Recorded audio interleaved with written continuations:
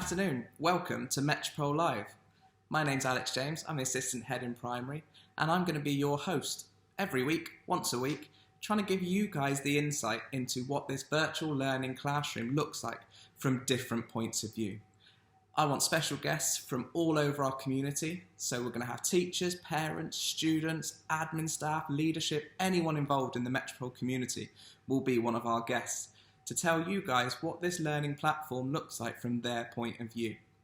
After the session each week, a Zoom code will be given out so that you can speak live to the three guests, myself and the two special guests, on a conference call, asking the questions that you want to have answered and what makes it specific to you guys as the community.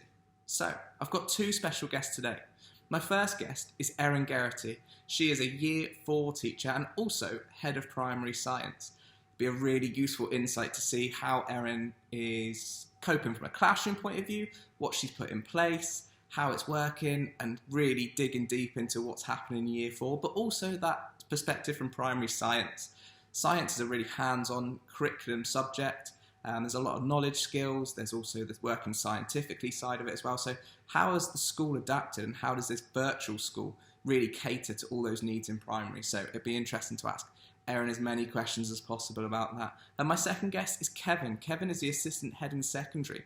So Kevin's job focuses on assessment and data from his leadership point of view, but he's also a secondary maths teacher. So we get to see that perspective from a core curriculum subject in the secondary part of the school. So without further ado, I want to introduce you to my first guest. Hopefully she is there. Hello, Erin. You? Yep, I'm good. Thank you for coming on and being our first special guest. I'll ask you some questions, and really it's just to give everyone an idea of how distance learning is going. It's the start of the third week coming up. How have you found distance learning for these first 2 weeks? So far, the distance learning is going really well for me and my class. I think everybody's just been really supportive and understanding, from parents to children. It's a new experience for us all, and we're all learning together, and every day it's getting better and better. Yeah, it's one of those things that you never thought you'd be thrown into as a teacher, suddenly going from all those years of training and working in the classroom to suddenly having to do this from your own home on your sofa as such. But one thing that comes to my mind is, obviously in the classroom, we're able to assess the children and see how they're getting on. How are you able to gauge if the children are learning online as opposed to in the physical classroom? Well, essentially we've just taken the classroom to an online portal, so I'm still using the same techniques that I would as in the classroom. I have the meetings with the children where I'm asking questions, engaging from their answers how they're understanding it. Through the questions as well that the children are asking me, I can see. And of course, when they show me their work, I'm able to see how they're understanding the lesson and provide them with any challenges or a bit of help there that they may need to improve their learning. That's brilliant. And how do you think the children are finding it? I think they're all pretty excited by it all. They seem to really enjoy it. I think the interaction, still being able to see their teacher, they're loving, and the fact that they can still keep in touch with their friends. I think at times it can be a little bit overwhelming for them, but as expected with all the change that is going on, but they're coping really well with it, and they're still working really hard. It's all we can ask for. Yeah, I'm really surprised actually, because I thought when obviously the situation came around, I know our attendance at the moment is kind of over 92%. And I never thought we would have that many children involved from home. I thought a lot of them want to wake up late, play on their PlayStations and that thing. But I think it's a real credit to the teachers that they're obviously engaging the children, keeping them motivated if they're still there. So that's all to you guys as opposed to anyone else. But here's a trick. I know from in school when I'm observing and walking around the school, you're obviously head of science for primary. And for observing science lessons, there's a big focus on the knowledge aspect of science, but also that hands-on science skills. So how are we getting that across in this online platform? Yeah, you're right. We are really focusing on both aspects, so the topic and the scientific side of the lessons. And we're still carrying on as normal. I've seen some amazing things happening across the online portal. For example, like I saw in Year 4, the teacher was still carrying out a live experiment for the children. So the children are still hypothesising and observing what's going on within the lesson. they're still getting that experience. And if they're able to do it at home as well, even better. And I know, for example, in year 3, when we found out that we would be going to the online learning, we put things in place. So we sent the children home with some plants, or the opportunity to plant their own plants, which is in line with our topic. So we're just carrying on as normal as we can, really, so that they are still getting exposure to the skills that we would be doing in school. Yeah, it's fantastic. For it. It's nice to see that extra effort's being put into making sure it's as close to what's happening in school away from the physical building.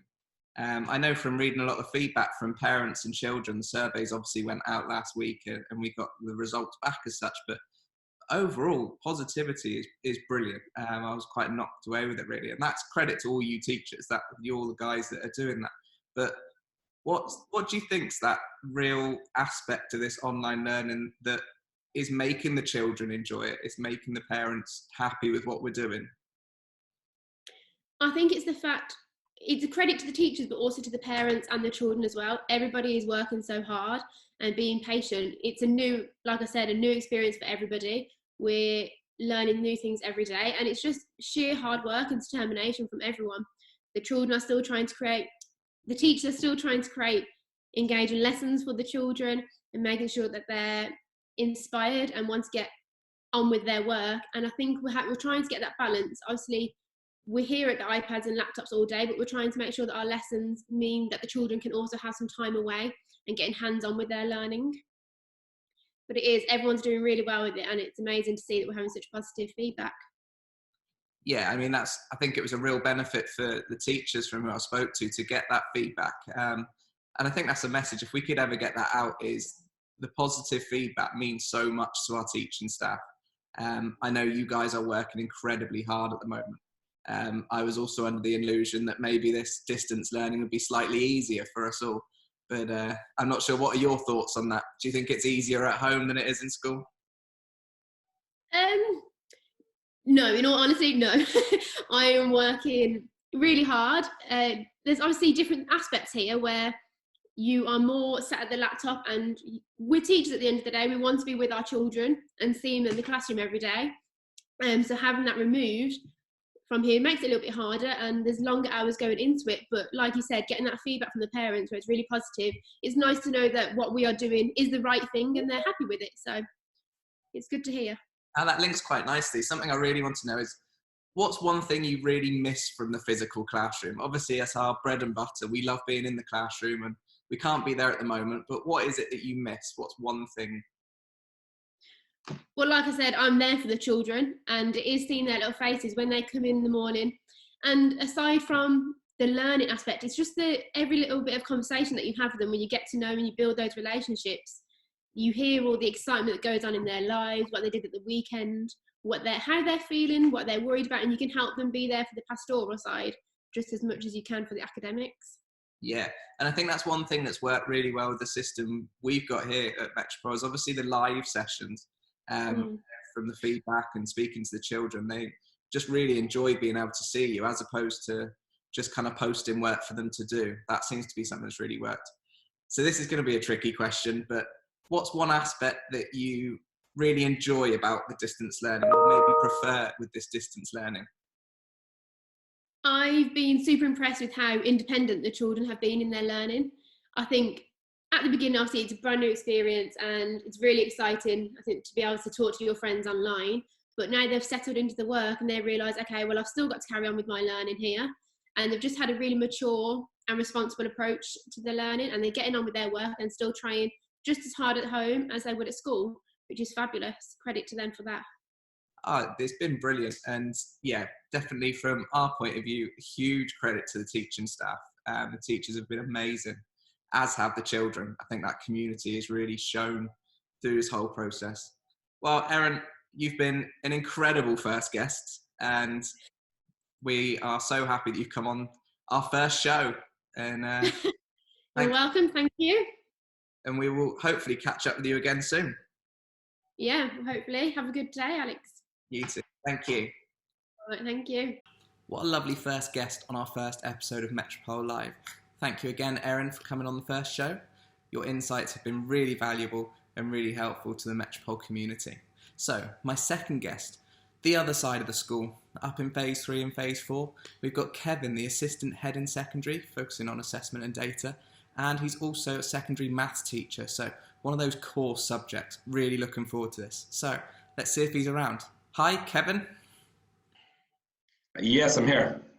Hello, thank you for joining us. A lot of pressure being the first show, but really helpful you've come on, and just really want to get your insight on what this virtual school looks like from your part of the building. So how are you Yeah, finding of course. it so far?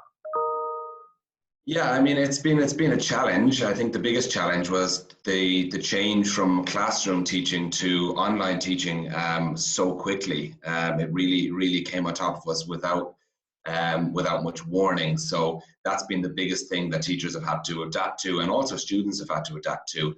I must say I am overwhelmed with how well the teachers have adapted and how quickly they've changed and overhauled the way that they do their job. I don't know any other industry in the world that has had to change so drastically, so quickly.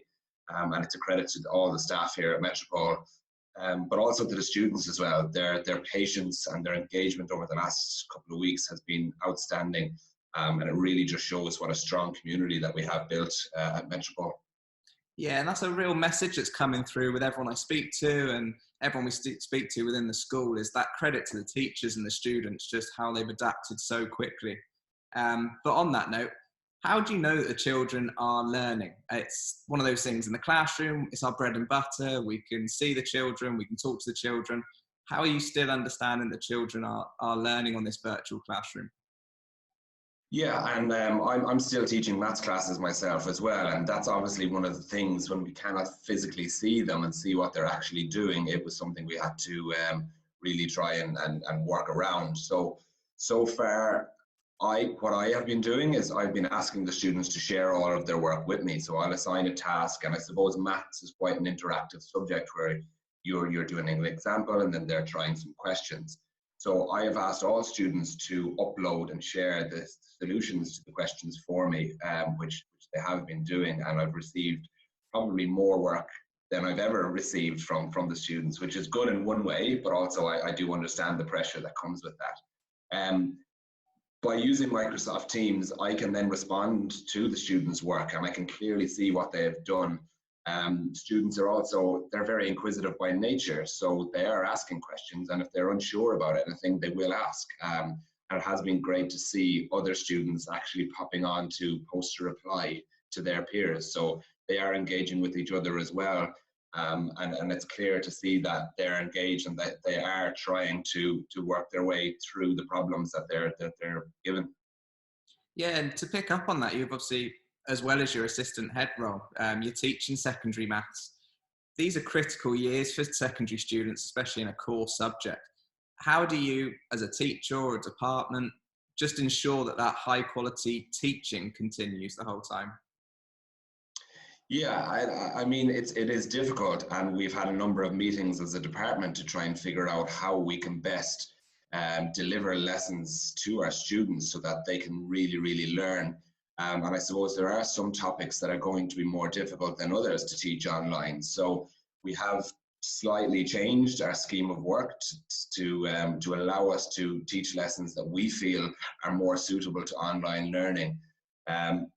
Again, as I said, the students have been absolutely fantastic. They are following, they're there every single day, they're on time, they're following the lessons as they should, and they're asking questions anytime they need someone else to help, be it me or one of their peers. Yeah, and I'm reflecting on that. We've had all the parent feedback and student feedback recently. I was speaking to Erin about it from a primary point of view earlier, but I was shocked myself at how positive it is. It's an overwhelmingly positive result that's come through from the parents and the students, and yeah, things get changed to adapt to its needs. But what do you think's the main aspect that is giving that positive kind of response from students and parents alike? I think it's the relationships that have been built over the last few years. Students are there, they want to learn. When they were at home for a couple of weeks without any notice really, they missed school and they missed the teachers, and the teachers missed the students, and that hasn't changed because we're online. That we're still missing that sense of communication where we see each other and we can see each other every day.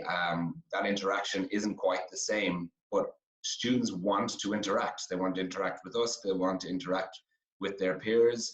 And it's great to see a lot of the parents getting involved as well. I suppose it's probably changed their views a little bit of their own children. They can probably see a lot more of the work that they are doing and get a better insight into the education that's being delivered. Yeah, I think I can see where your response to this next question is going to go, but what's one aspect you really miss from the physical classroom? We're in this distance learning platform, but bread and butter is teaching. We're used to being in the classrooms. What's one aspect you miss from being inside the classroom? Absolutely. I mean, it's the atmosphere. It's being there with the children, trying to discover things together. And yes, we are able to do that to a certain extent online, but it's not quite the same. The students aren't able to bounce off each other as they would do in a classroom setting. I mean, sitting down in front of a screen, it was never a job that I wanted to do. I want to be up, I want to be moving around, and students, I think, learn better when they are up and moving around. Obviously, we need to adapt and we need to change how we're doing things, and we've done that really, really well, but there's no replacement for being in the classroom and being there together, working together. No, and I think everything clicks in from what you're saying and Erin reflected what you're saying as well, that teachers want to be interactive with students. That's how we know so much about their learning profiles, how they learn, what to improve. And actually that's what we're bringing through this live feed with students. I think that's where the feedback's coming from. That's where the positivity is. And yeah, I think that's been the most beneficial thing. But the flip side of that question was, what's one aspect you possibly prefer with distance learning? Yeah, that's a tough question. I guess the amount of work that I'm getting from the students has probably increased, possibly because there are slightly less distractions. Students aren't kind of drifting off to a different topic of conversation because they're not there in front of each other. So I think the amount of work I'm getting turned in from the students has increased. So that is a positive, and it does show that when the concentration levels are that bit higher and when there's slightly less distractions, that the amount of work our students are capable of producing is really of a high level. Yeah, I think there's a lot of opportunity to, from what you're saying, take a lot of the kind of technology aspects we're now using and kind of merge them when we finally get back into our classrooms. That can really heighten some of the productivity we're getting out of the children. Yeah, I think it's actually giving them a little bit more confidence as well. I think they're realizing the amount that they can actually do when they focus and put their mind to it.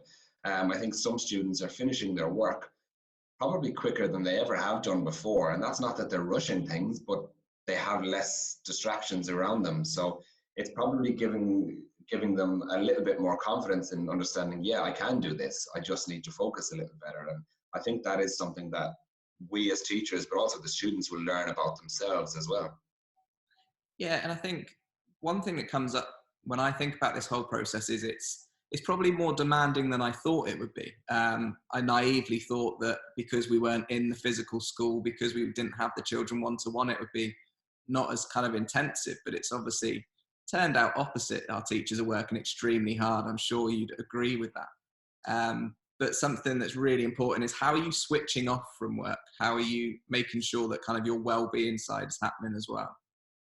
Yeah, absolutely. And that is one of the most difficult things. You're working in your home and then you're trying to have your downtime in your home as well. So that is quite difficult. I have been trying to do a little bit of exercise between work and my own personal downtime. So when I finish my work and I'm all done with that, I'll change out of these clothes and I'll put on my activewear and I'll get out and do a little bit of exercise just to transition myself from work mode into personal and rest mode. Yeah, you're just making me feel bad. I seem to just cook and eat and cook and eat. That's not going to be a sustainable goal. There's a lot of cooking and eating as well, for sure. And I think that's probably a benefit for everybody, really, in the sense that people are kind of starting to cook a little bit more and maybe not ordering so much food. Maybe we have a little bit more time, but also it's an excuse to do something different, to separate work and life and home. Yeah, it's definitely highlighted to myself and a lot of staff that importance of using your time outside of school or away from work and thinking about yourself well-being wise and things. But Mhm. Kevin, it's been fantastic talking to you today. Thank you so much for being thrown into the first show. No, you're very welcome. I'm looking forward to seeing how it all works out. We'll see. We may have you on again very soon, I'm sure. But thank you, Kevin. You're very welcome. Talk soon. Thanks. What a fantastic guest. I have really realised that I need to do a little less cooking, baking and eating and a little bit more exercise in my downtime. Thank you for that, Kevin. Two fantastic guests for the first session. Obviously, Erin with that primary view and science and Kev with secondary leadership and maths. So now is your chance, the Metropole community. On Sunday at 3:30, we will have a live Zoom meeting with myself, Kevin and Erin to answer any questions that you want answered after today's show. The code will be shared with you. We'll all be there waiting. We can't wait to hear from as many as you as possible. One thing that is really driving our distance learning platform forwards is the continual feedback we're getting from the community, the parents, the students, the teachers, the leadership, anyone involved in our Metropole community. Feedback's essential.